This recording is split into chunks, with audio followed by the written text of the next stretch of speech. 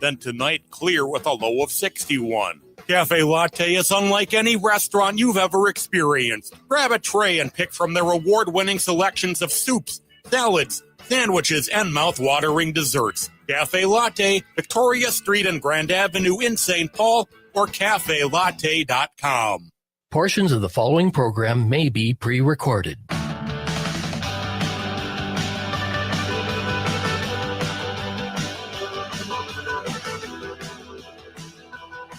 Broadcasting from the studios of AM 950 KTNF, the progressive voice of Minnesota, and airing on WCPT 820, Chicago's Progressive Talk. Welcome to the Gailey Show, the only daily LGBTQ radio news and talk show in America. We're back. I'm John Parker, your host, executive producer Jim Pounds. Hello. Hello. Guten Tag. We did not practice our Icelandic very well. No. Our handful of words that we know. Yeah. But we are glad to be back. Patrick, how was things without us? They're doing pretty well. I don't have any Icelandic phrases to throw at you, so I will also just say I'm glad you're back. Let's see, what have we learned? Yao was yes. Nay was no. That was easy. Tak was thank you. Bless means goodbye. Bless means bye-bye. That was my favorite word to learn. But yeah, we had a great time covering Iceland's Pride Week. They have a Pride Week there in Iceland. It is we're gonna have a lot to share with you tomorrow. I did interviews with a variety of folks during the week. So I'll bring you audio from tomorrow. We'll also break down what was happening at Iceland Pride. And I want to thank, before we go any further into that, I want to thank our guest hosts, Allie Krug yesterday. Thank you for helping us out. That was a great show that she had, and also in conversation with Dr. Samuel Hunicke.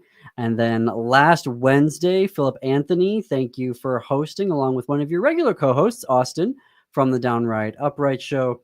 And oh goodness, I am blanking on their third guest was also from Golden Valley Pride on the board there. Yeah, but I don't remember. It's not the regular co-host. Not the regular co-host. But I don't remember his We'll name. look that up. But thank you very much for helping us out during this time. We had a really great trip. Can I make one observation? Hang on, though. Let me tell folks what's going to be on the show All right. today, because I do want to talk about Iceland returning to the United States from Iceland, which is not going to be about our Pride coverage. But later in the show, we're going to talk about the United States Senate officially considering legislation to ban pornography in the United States. Again, but this time with Project 2025, what's going to happen? Nepal has held its first ever Pride Parade. The United States Air Force is going to kick out trans service members and will not pay out their earned retirement benefits. That's gross. And a new episode of This Queer Book Saved My Life dropped today. We're going to talk about it at the end of the show. I have to say, so Iceland is a small country. Obviously, it's an island. Just a tiny part of it is in the Arctic Circle, but the rest of it is within like 2 degrees of the Arctic Circle. And about 400,000 people, very progressive country. And even on little things, they were like, it is mandatory for everyone to wear their seatbelt. And I was like, oh, socialism. There were all these things about the country. There were hardly any stoplights. Everything was a roundabout, which kept things moving so much quicker in terms of traffic. But it was wild to be there for Pride. I didn't see a single counter protester. I didn't. And the Pride flags were everywhere. Everywhere, in the airport, at the gas stations, along the road, in businesses. It was wild to see an entire country that was like, yeah, it's Pride, and it's their largest Pride festival. But then you're looking at the United States from this country, and you're like, oh, it's hard, I think. I don't know for you, Jim, but it's hard to come back to this country where the day we're flying back, the president of the United States has taken over the District of Columbia, at least their police department, but now we'll have the National Guard doing his bidding for the next 30 days, at least within the District of Columbia. The first time any president has ever invoked the Home Act to do this, based off of lies Also, you're in Iceland and you're walking around and everything's based off of like reality, and people are just nice to each other, and it's just sort of like, yeah, this is who we are, and then you come back here, or you're watching the news and you're like, I'm flying back to a country now where the president of the United States is lying through his teeth about a crime wave that isn't happening to justify installing militarized troops in another US city. Well, it just shows you, first, for me, it showed how easy pride can be, how pleasant, and how many people at the event were straight couples with kids in their baby carriages, and they were just there Presumably. for a celebration. Well, there were certainly a man and a woman and a baby in a carriage, so I don't know their personal lives, but I can assume some things, and it just seemed like it was a celebration. And that's exactly what it is. That's all that it is. And I was also struck at, I said this to you, John, what hardy people they seem to be, because all of these straight people walking past all of these pride flags and all of these rainbows and rainbows on the street and pins and decals and all those rainbow colors, and not one of those people turned queer or trans. They didn't, as they would here in the United States, because they're little sensitive tomatoes, they would just flip over into being homosexual all of a sudden because they saw a rainbow. Not in Iceland. They seem to be able to be who they are. They stay who they are. They celebrate other people. They celebrate diversity. They're smiling. They're happy that there's sunshine. That's how human beings ought to live. So like you, I felt, oh God, now I've got to go back to the gulag that I live in instead of a happy place where people seem to care about each other. And it's not very hard to care about other people. So that was sad, I thought. Yeah. To have that perspective. Yeah. And, it's a country of 400,000 people, so they don't have the, structural challenges of a continent-sized country with 400 or 360, whatever it is now, million people. But the lies that we were hearing about and then learned all about when we landed on Monday back in the States in Minneapolis, and it immediately reminded me, oh yeah, just before we left, Trump fired the person in charge of the unemployment reports because he didn't like the numbers. Right. And now hiring somebody who believes that the Bureau of Labor Statistics, or he's nominated someone to lead the Bureau of Labor Statistics who doesn't believe in that data. And I was like, oh my God, we're only half a year in. And for the next 3.5 years, all of the data out of the CDC is going to be lies. All of the data out of the Bureau of Labor Statistics is going to be lies. All of the data out of the Justice Department is going to be lies. We're about to spend the next 3.5 years having fake, made up propaganda, politicized data out of the federal government. And how are we going to know even what the reality is? What university right now is going to go out and say, we'll start collecting real unemployment data when they're all willing to let themselves be extorted by the president of the United States? Yeah. Well, there's going to be a real comeuppance, isn't there, about the spirituality, not the phony spirituality that people are throwing around, but what are the real values of this country? Because they are wiped aside right now by selfishness and hatred and ignorance and lying and despotism.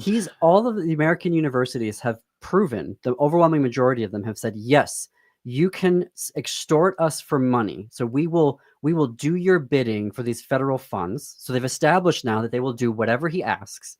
So now when he comes in there and says, you all are publishing and researching the wrong type of unemployment data, you will stop this or I will suspend your federal dollars. They're all going to say, okay, yeah, fine. We'll stop doing that.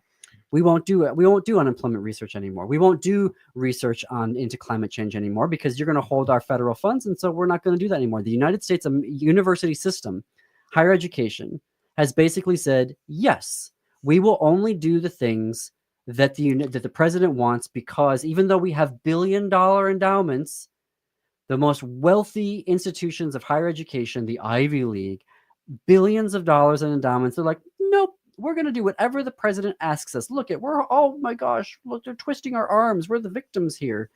And So he's bullied and extorted the United States higher education system. He's taken over all these federal agencies and basically said, I only want to see data that is beneficial to me. Make it up if you have to. And it's going to be like this for 3.5 years.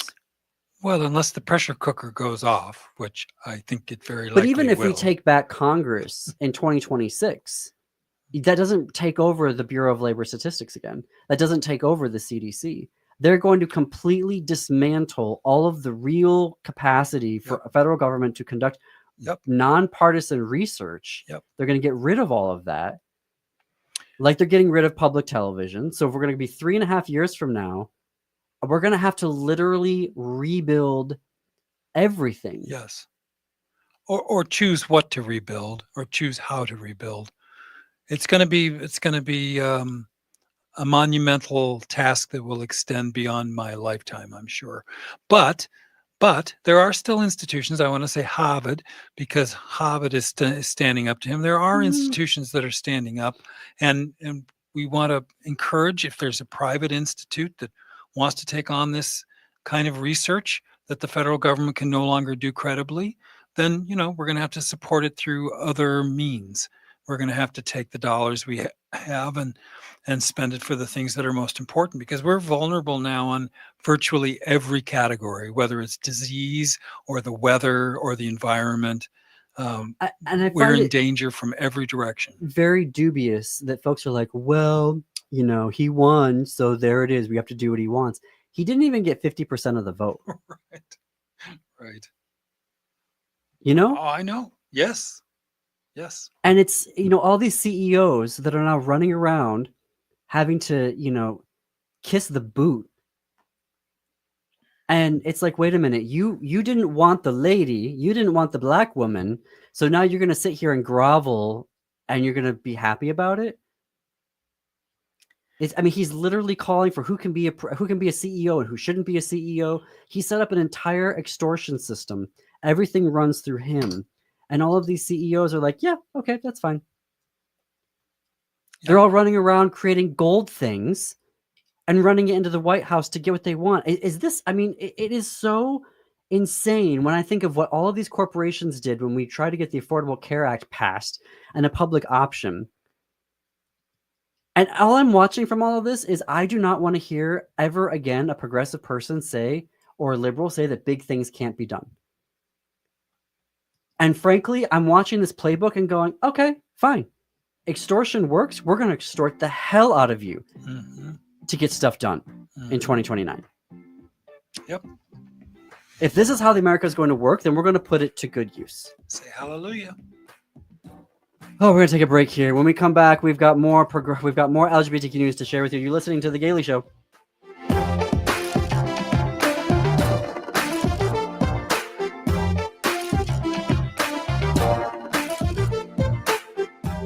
Hey, it's Patrick for Zero Res. Did you know that August is Pet Appreciation Month? Zero Res doesn't use harsh soaps or chemicals, so it's safe for all your furry friends. If you have a pet like I do, you know they like to leave little bits of themselves around the house, whether that's fur or dander or worse, and you need to call my cleaning heroes at Zero Res to help get your house back in shape. Carpets, tile, rugs, upholstery, hardwood, every surface in your home can be Zero Resified. So if it's been months since your last deep clean, it's time to give the pros at Zero Res a call. Right now, you can get your entire home Zero Resified from Minnesota's ultimate carpet cleaner. Get 3 rooms of carpet clean starting at just $124.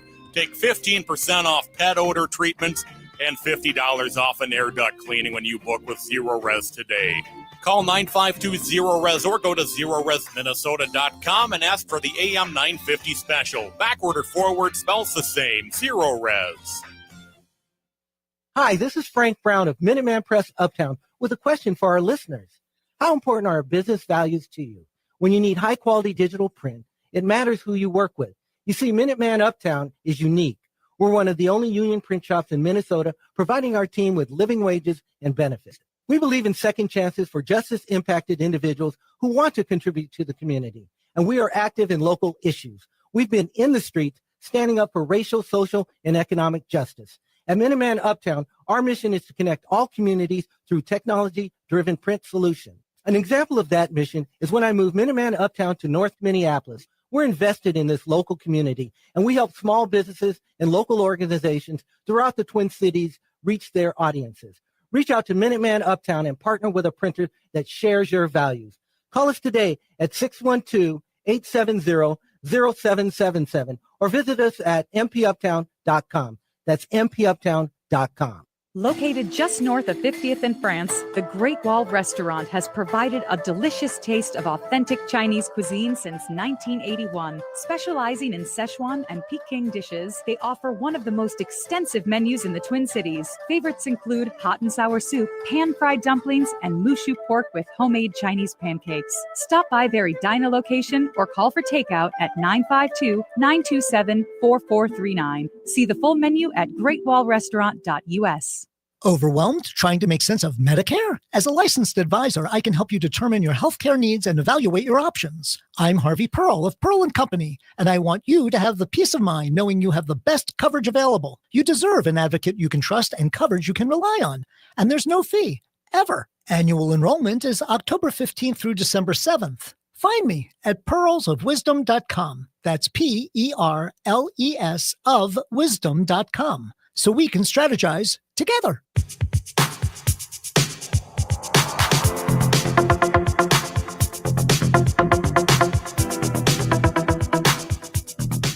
Welcome back to The Gailey Show. I'm John Parker. It is coming up on the top of the hour. If you're listening in the 2 p.m. Central Hour, we can take your calls at 952-946-6205, 952-946-6205.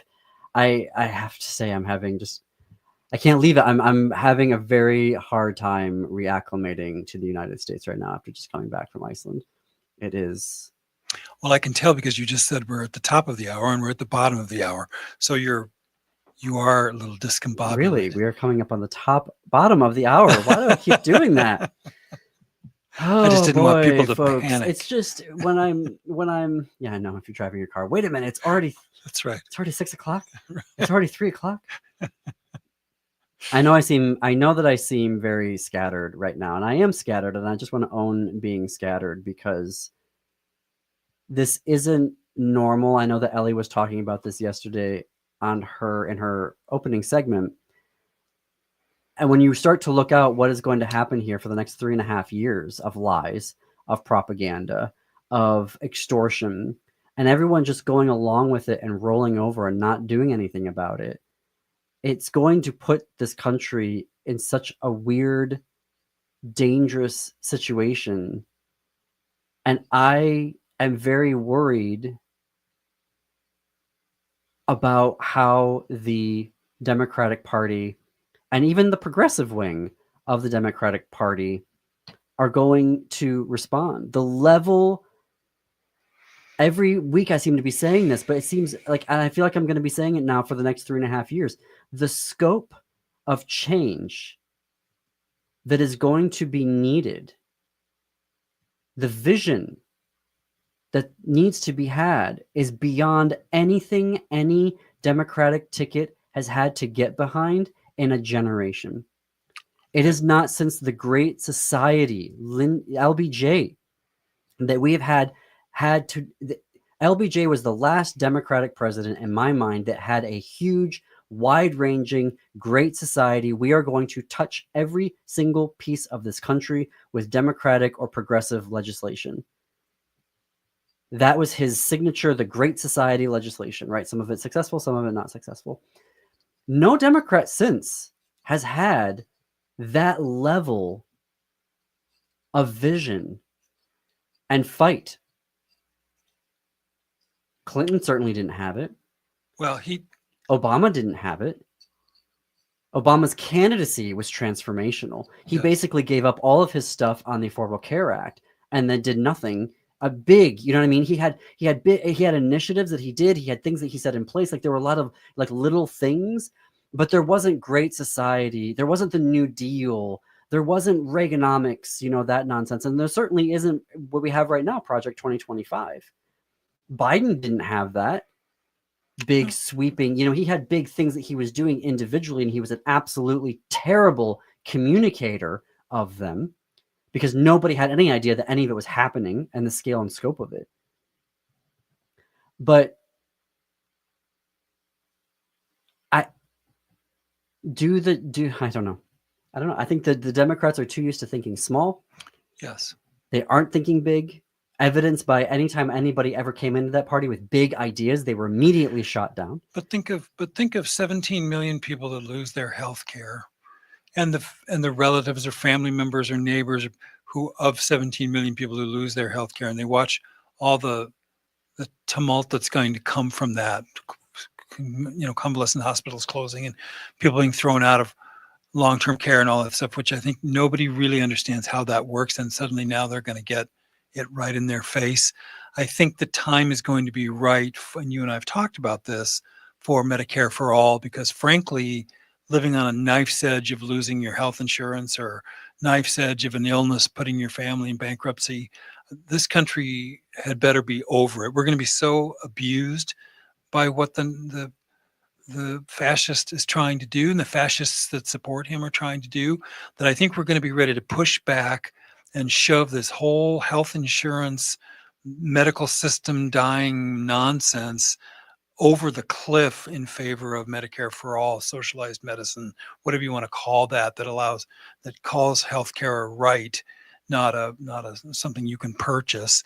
And yes, it will drastically change healthcare of a necessity, because the system is broken and it will fail all of us if we're not very careful. And by 3.5 more years of abuse, we're going to be in grave danger of losing the healthcare system entirely. You say that, and we've been saying it. Progressives have been saying that, particularly, and I think LGBTQ progressives have been saying, hey, healthcare is a problem here in this country. But whenever Bernie, whenever Senator, Warren, the squad would get out there and talk about big healthcare transformation, they were automatically, immediately pie in the sky. You don't understand reality. You're gonna, this will never pass. Blah blah blah blah blah. But now, just to get back to where we were under Biden is going to require a level of vision and commitment I don't see the Democratic Party having. And what is it going to be now in 3.5 years? But that's why I'm trying to personalize. I try to not talk. Democrats often talk in these very grandiose, non-specific, non-relatable, non-human terms, like they're talking, like they're delivering the Sermon on the Mount. And in fact, if you talk about the average Joe yokel whose mother is in the hospital and she now is thrown out of the hospital because he can't afford to pay $10,000 a month for convalescent care, so his family has to do it, his wife has to stop working and take care of the dramatic upheaval and destruction of quality of life in that one household will be transformative times tens of millions. But yes, I understand what you're trying to say, but this will require reforming the court and stacking the court. This will require getting rid of the filibuster. This will require DC statehood.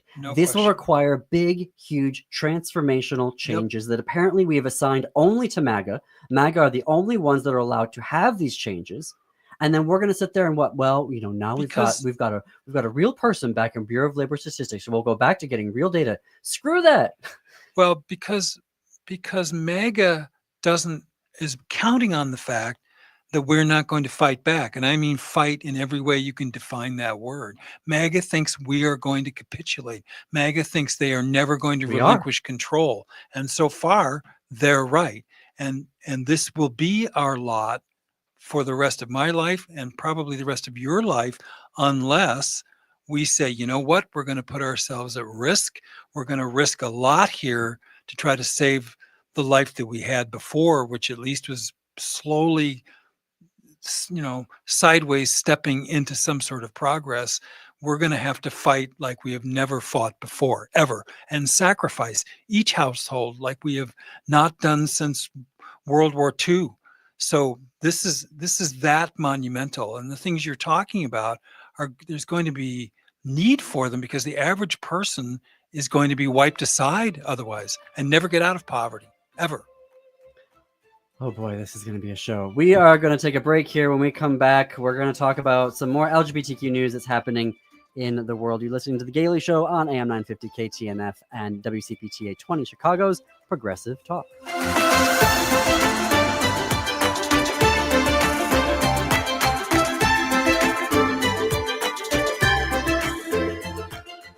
Hi, Minnesota. Stephanie Miller here. Join me every weekday morning from 8 to 11 for a humorous look at politics and current events on AM 950, the progressive voice of Minnesota. Crooners is a classic supper club with a wide range of entertainment. Make your reservations for a parade of international, national, and local artists in the main stage showroom, the intimate Dunsmore Jazz Room, or outdoors at the seasonal Belvedere Under the Stars space. Or enjoy Maggie's Piano Lounge. Enjoy 4-star food and drinks with first-class supper club service. What are you waiting for? Go to croonersmn.com for more information and schedule. That's croonersmn.com. Hi, I'm Peter Solak. And I'm Adam Ostrowski. We are here at Woodland Stoves and Fireplaces to talk about the joy of live fire cooking. Cooking over a live fire is the oldest and most basic form of cooking. What's new is in the way fire is handled and its heat is managed. It's easier to experience and enjoy the smell and taste of food cooked over a live fire. Woodland Stoves and Fireplaces sells and installs live fire grills, fire pits, and ovens. Let us help you experience the smell, the taste, the fun of cooking with fire. Pizza was first made and is still best made in an open fire oven. The radiant and conductive heat of a live fire is unmatched for wood roasting and baking artisan breads too. Come see the many ways you can cook over a live fire. Woodland Stoves and Fireplaces has over 35 working wood and gas units on display at the corner of East Franklin and Riverside Avenue in Minneapolis. More information at woodlandstoves.com. Find the fire that works for you. Woodland Stoves and Fireplaces, out of the ordinary products and services since 1977.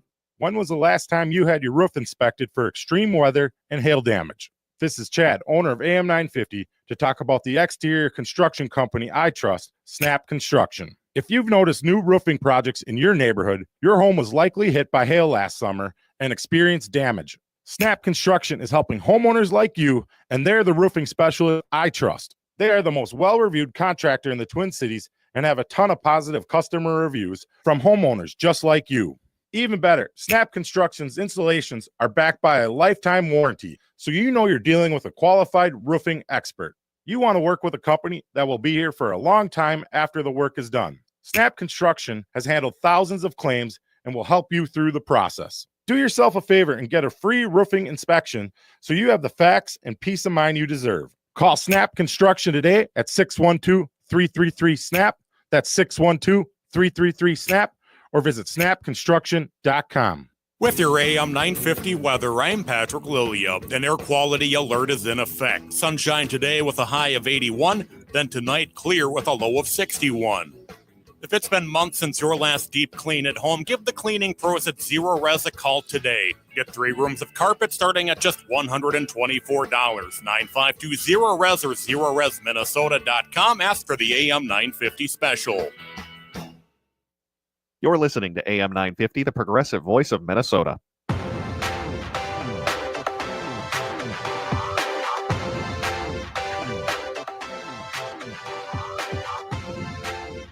Coming to you from the studios of AM 950 KTNF, the progressive voice of Minnesota, and airing on WCPT 820 Chicago's Progressive Talk. Welcome back to The Gailey Show, the only daily LGBTQ radio news and talk show in the United States. I am your host, John Parker. Jim Pounds, my executive producer, is in studio with me today. It is 33 minutes after the hour. The United States Senate is officially considering legislation to ban pornography in the country. This is coming from Republican Senator Mike Lee out of Utah. Mike Lee, of course, most famous for this year anyway, mocking the murders of Minnesota Representative Speaker Emerita Melissa Hortman and her husband. Yeah, isn't that classy? Right, yes. He has introduced legislation that is called the Interstate Obscenity Definition Act, which has been referred to the Committee on Commerce, Science, and Transportation for review. And if approved at committee, will go to the U.S. Senate for voting. Now, a lot of folks are like, oh, yes, well, John, he's introduced this before and it's gone nowhere. Well, The Trump administration has been voraciously implementing Project 2025, the 900-page document that everyone lied and said that Trump had nothing to do with and he wouldn't do anything with. I hate you all, and I hope you deserve every bit of pain that you're getting from Project 2025. But for those of us who took it seriously and said, uh-oh, this is not good, banning pornography is a major component of Project 2025. Yep. And if you are concerned about Christian nationalism taking over the country, well, I've got bad news for you. It already did. Yep. We live in a Christian nationalist country, and this is just further proof of that, where they're using biblical law to determine what is and isn't free speech. Now, I think that the superintendent of schools in Oklahoma, who was playing pornography during a board meeting last month, I'm sure that he'll be very upset about this, even though they probably think that they'll be able to get around the pornography ban. So I don't know what to expect here, because yes, it's failed before when Senator Lee introduced it, but at any point in time, the crazy takes over, and suddenly something that everyone thought was fringe is suddenly actually happening and law. So right now, the United States Senate is officially debating whether or not to ban all pornography in the country. And I can hear a whole bunch of people right now going, "Oh, would that be too bad?" Well, I think, another couple of people that are not going to like it are Brett Kavanaugh and Clarence Thomas, because when you're a sexual predator, your pornography is what gets you through the day, in between same thing with Donald Trump, in between all the actual things you're doing, it fills your brain, right? It's satisfies a need. So I think this is exactly the kind of, part of me, no, I don't think pornography, I think it's ridiculous. It's absurd. Like virtually every Republican proposal has been patently absurd. But this one is interesting to me because truly the most perverted people that I've ever come in contact with are religious folks, because they're repressed. They're told all this is terrible, and they're not supposed to think this way or have these thoughts or have these feelings. Things that are naturally human, they're twisted into a pretzel. And so consequently, they are absolutely on the furthest fringe of, I don't consider it perversion, but they would, their own people, their own hypocrisy is at its apex when it comes to something like this. So I'm loving all of the bro guys who voted for this dope and are going to lose their pornography. I don't know what they're going to do. They're literally going to, their heads are going to blow off. The queer component to this, of course, is that there are a number of states that consider LGBTQ people and anything that we do to be obscene. So, and essentially what this is further doing is, this isn't just about porn. This is also classifying an entire group of people as obscene, as pornographic. Right. When they talk about drag queen story hours, they're saying that's pornography. Wow. Any LGBTQ books in any school is obscene and therefore pornography. Yeah. So we would have a complete cessation of all LGBTQ media. Well, I think this is where a lot of my anger is reserved for the people that are enabling the people in their lives who are religious lunatics. And many, many, many, many, many good people, good progressive people have these people in their neighborhood, in their places of business, in their clubs or in whatever, and they enable this behavior. And now it is going to come home to roost. So the first thing we'd better all do as progressive people is become intolerant of intolerant people. Call that what it is. That kind of hatred or stupidity based on religion is not. You're talking about American. The tolerance. It's not acceptable. You're talking about the tolerance paradox, which is a thing where you can't have tolerance, because the minute you tolerate everybody, that means you bring in people who would completely unend the tolerance structure that you've come up with. Yes, so we know about the paradox. I think to your point, though, I would say that these folks, instead of just immediately running out and ostracizing their family members, to really sit with the fact that you do live in a Christian nationalist country. You may think that there's a separation of church and state, but that is gone.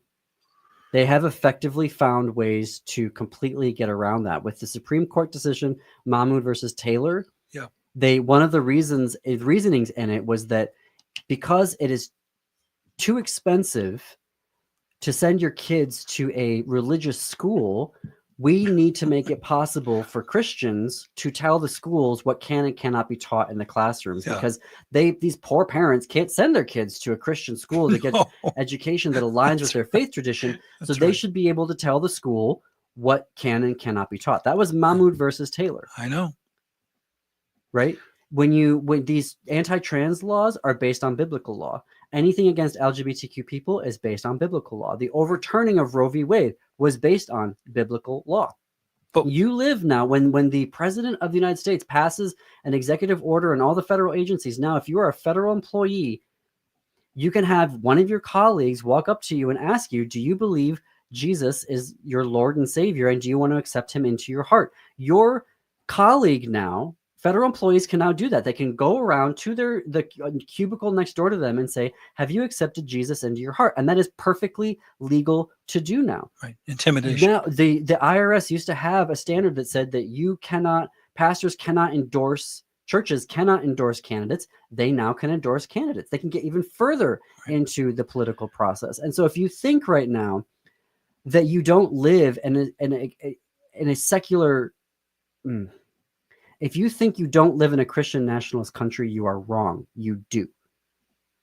From the county level up to the federal level, you live in a Christian nationalist country. Right. And if you are not on board with an amendment to the Constitution of freedom from religion, not just freedom of religion, freedom from religion, of creating a separation between the two, you do not understand anymore the country that you are living in. But what I'm trying to give people, you're creating a very clear sense of the box that we are now in by all the people who didn't vote and all the people who voted for fascism because they didn't understand what they were voting for. So you're right. We're in a terrible box. What I'm trying to give people is some mechanism to say, you are not helpless. Stop enabling people that are fomenting this kind of thing. I could be saying a lot worse things than I'm saying, and I'm not. But at the very minimum, you have to stop enabling these people. I don't care who they are to you, unless you need their money. You don't need them in your life. You don't need to be allowing them to appear to be normal when they are forcing 70% of the country to follow the insanity of 30% of the country. That is going to have a pressure point. That is going to have a point where that is no longer acceptable, philosophically or practically. So what I'm trying to give people is a little pressure, get a little bit of the pressure off. You know what I mean? Like drop Twitter, like I've said, but take the people that are around you that force this nonsense on you and your kids or your family and cut them off, because that's giving you some more control over your life, over what you have to endure for the next 3.5 years. That's why I'm saying it. I know it doesn't solve the problem. I'm making them pay a price for everything they take away from us. They don't get to see their grandkids anymore. They don't get to go have family reunions anymore. They don't get to have their normalcy of when they thought America was great, when everybody was kept under the boot of the white male, straight, rich Christian. So I'm trying to give people a little bit of relief. And I know it's not solving any of our problems, but it is giving you a sense of controlling your own environment that you deal with instead of enabling these people. It's wrong. End of soapbox. That's the $1 million question right now, is how do we demonstrate that there will be consequences to what they're doing right now? That is something that I feel the Democratic Party could be doing, is saying, hey, you president of Brown University and the board members of Brown University, you're now on the list. We will be coming after you. Any CEO that does any illegal stuff, we're coming after you. Any of these little people working at the State Department or DOJ or Bureau of Labor Statistics, we are coming after you. There will be consequences long-term for you, because he is not going to be in power forever. But, for instance, right here, the United States Air Force is now going to, not only are they going to be kicking out trans service members, but they have now made the decision that they are not going to be offering retirement benefits, earned retirement benefits to service members who have between 15 and 18 years of military service. Yeah, that's disgusting beyond. A leaked memo seen by Reuters. Supported, I'm sure, by our alcoholic Secretary of Defense, who doesn't think women should vote, by the way.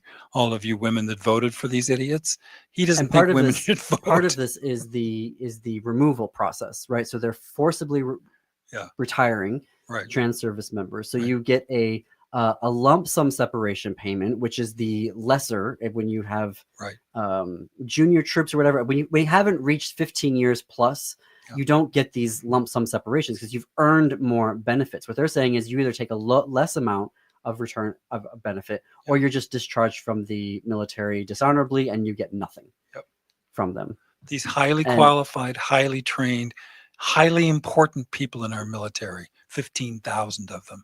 The Human Rights Campaign said in a statement that it is indefensible and this has nothing to do with military readiness. It's cruelty for cruelty's sake. That's right. Which is when we say it's cruelty for cruelty's sake, this comes back to this notion of Christian nationalism. What they're trying to do is to bully people to adhere to their biblical law, to make it so hard to be queer, to be anything that isn't their version of what a human being should be, which is straight male Christian.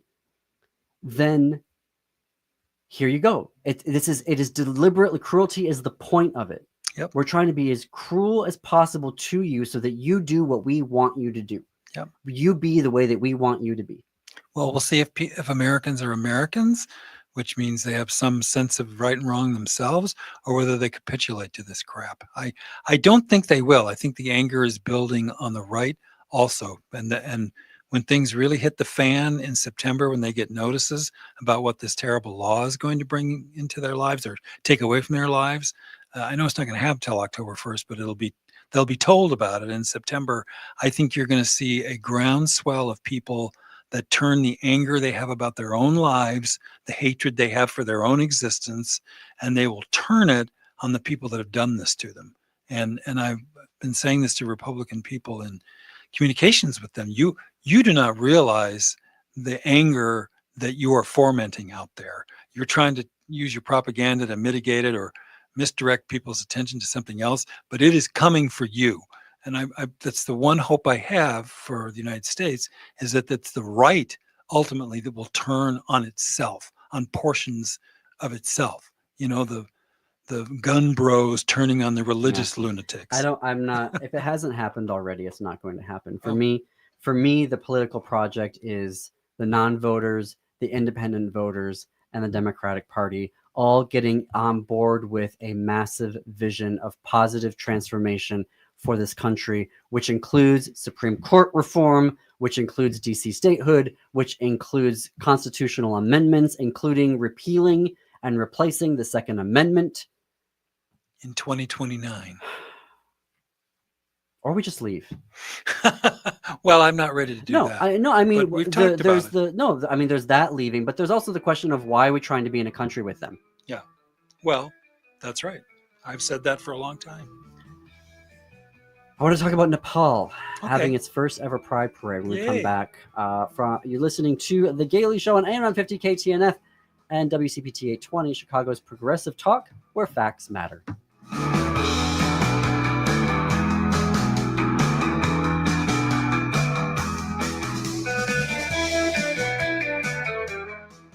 Four Sisters Farmers Market is more than a place to shop for delicious organic food. It's a celebration of Indigenous culture, food sovereignty, and community. Now in its 11th season, the market offers healthy, affordable, culturally appropriate local foods every Thursday from 11 to 3. Located on the American Indian Cultural Corridor off Franklin Avenue, Four Sisters Farmers Market is a project of NACD. Every Thursday now through October, discover more about Four Sisters Farmers Market by visiting nacd.org. Chanhassen Dinner Theaters brings you its most popular show of all time, Grease. You'll hear all your favorite hits from the Broadway musical and the movie. Join the whole gang at Rydell High. We'll sing, we'll dance, we'll bring you back to high school life in the 50s. Poodle skirts, bobby socks, the soda shop, and drive-in movies. Grease. It'll rock your socks off. Order your tickets today. Visit chanhassendt.com. Turn to Auto Technical with your vehicle donation. Even though Auto Technical is a small nonprofit, we have helped more families with transportation than any organization in Minnesota. Since 94, we have reconditioned donated vehicles so they have a higher tax benefit. Call Richard at 612-919-5526, 612-919-5526, or autotech.org. Would you let animals pick your insurance? Do you really need to experience mayhem to get the best rates? Or how about a celebrity quarterback or fake university saving you money? There's a lot of marketing stunts when it comes to insurance, but what you really need is someone looking out for you. Call Array Insurance, and they will work hard to find you the best insurance coverage and rates. So avoid gimmicks and call Cheryl at Array, 763-504-3067, or arrayinsurance.com. Array Insurance, working hard for you. Hey, it's Tom. There's a war being waged on clean energy. A bill in Congress could eliminate the 30% federal tax credit for solar by the end of 2025. And once it's gone, it may never come back. Fossil fuel giants and their MAGA friends in Washington want to kill green energy. But you can fight back. Going solar with All Energy Solar isn't just smart, it's a form of resistance. You choose where your money goes, not to utility companies, not to fossil fuel billionaires, but toward clean, renewable power for your home. A system from All Energy Solar works in Minnesota year-round because it runs on sunlight, not heat. So even in the dead of winter, you're generating electricity. And All Energy Solar helps you save with every rebate and incentive available. This is the moment to act. Waiting means risking with this tax credit and giving the upper hand to MAGA Republicans. So get your free consultation today at allenergysolar.com and take back your power.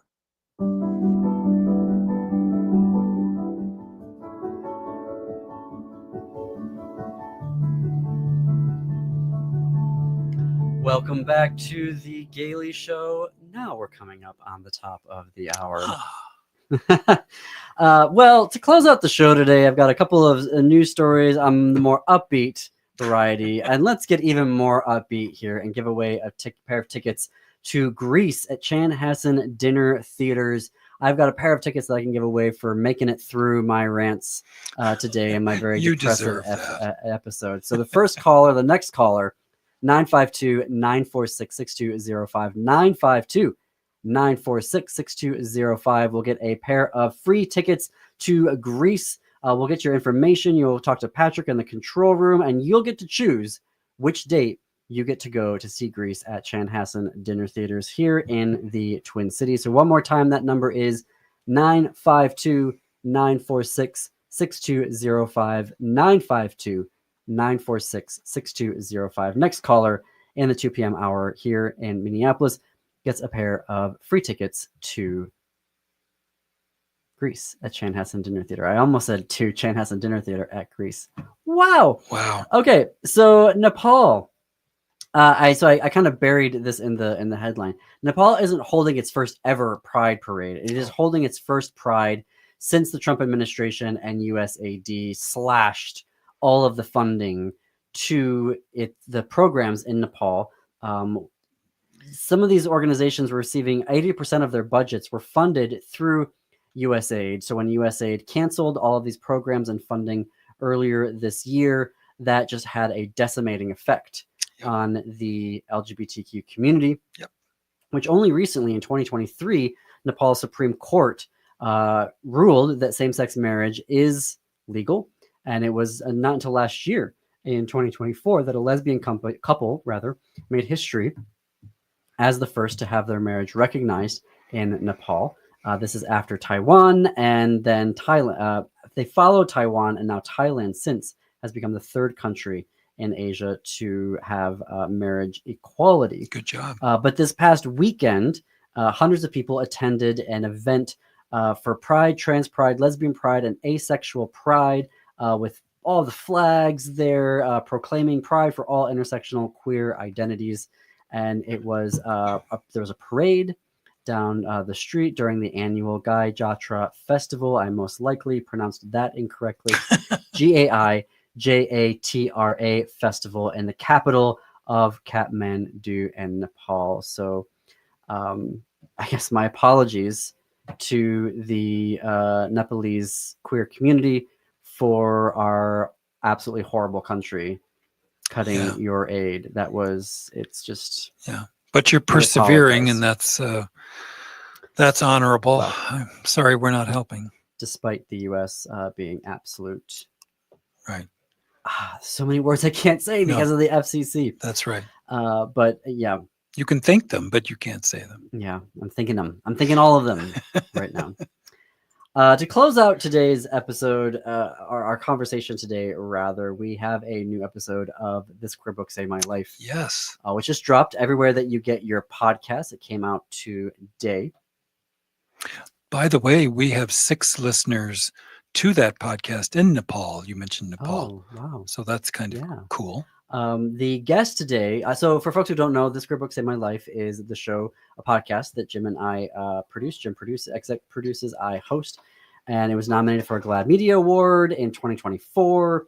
And we have a guest come on to talk about a queer book that had a life-saving impact for them. And if the author is available, then we bring them onto the show as well. Today's episode, our guest was Caro de Robertis, talking about the queer book that saved their life, Notes of a Crocodile by Zhu Maojin. Zhu unfortunately passed away, died by suicide, actually, in the early 90s. But Notes of a Crocodile is an absolutely groundbreaking work from the 90s, only recently translated into English. It is a story of post-martial law era 1980s Taipei. It's a coming-of-age story of queer misfits discovering love, friendship, and artistic affinity while studying at Taiwan's most prestigious university. It's called Notes of a Crocodile because there's alternating chapters of a crocodile living in the world. Yeah.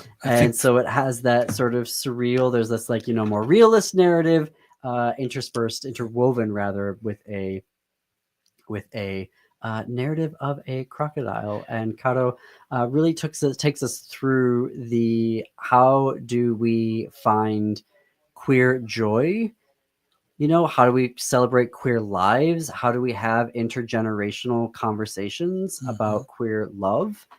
This is all of Caro's work as a professor, as a writer themselves. And so it was just a really special conversation to have with Caro about this particular book, which if you haven't read it, it's on my list now to do. I was doing a lot of research onto it, deep dive onto it before the conversation I had with Caro, but I highly recommend this episode. It was a great conversation. And John, if you've ever listened to the podcast, and I hope you do, it has such a great way of making that person feel like he's singularly focused on them and their life story and that book. And he's very good at just living in that moment. And you can hear her appreciation. I beg your pardon. Caro's appreciation of that perspective. They're an academic. You're not an academic, although you have worked in higher education. But anyway, you could just feel that mutual appreciation that often happens between you and somebody you don't know in these conversations. Well, I learned how to be an interviewer from the best. All right. And it was took a long time to cultivate that. But it also helps, Caro is such a delight, very energetic, very passionate writer. Very smart writer. I mean, the stuff that they're doing is, you should be reading Caro's work as well. We talk about their their new book that came out earlier this year, which was an anthology. So I highly recommend it. But you can get that everywhere that you get your podcast, or you can go to thisqueerbook.com. Congratulations to the person who got their free pair of tickets. Up next on WCPT 20 is Choose Views with Richard Chu on AM 950. It's the Matt McNeil Show. Stay tuned after that for Native Roots Radio. And then at 10 p.m. Central, Step into the Unknown with Greg Bakken on Ghost Box Radio. Connect with us on Blue Sky. We're at thegaileyshow.org on Blue Sky. And until tomorrow, keep it queer, America. Keep it queer.